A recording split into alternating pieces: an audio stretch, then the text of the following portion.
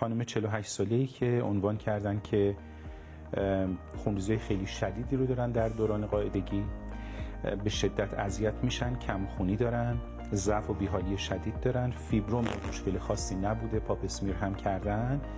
بهشون پیشنهاد شده که تزریق‌های قطع کننده قاعدگی داشته باشن.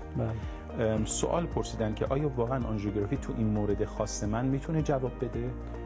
اصولا برای فیبروم استفاده میشه که خب یه موضوع خوشکی هست، ولی توی این موارد هم قابل استفاده هست. ما آمپولایی که استفاده میشه معمولا خب هم یکم عوارض داره، ناسازگاری داره و هم که تایم کوتاهه، معمولا تا 3-4 ماه بیشتر جواب نمیده. اگه میخوان از این روش قطعی استفاده کنن، ایشون چون فیبروم ندارن، طبیعتاً روش جراحی هم براشون وجود نداره مگر اینکه به طور کامل هیستکتومی کنن، رحمو در بیارن.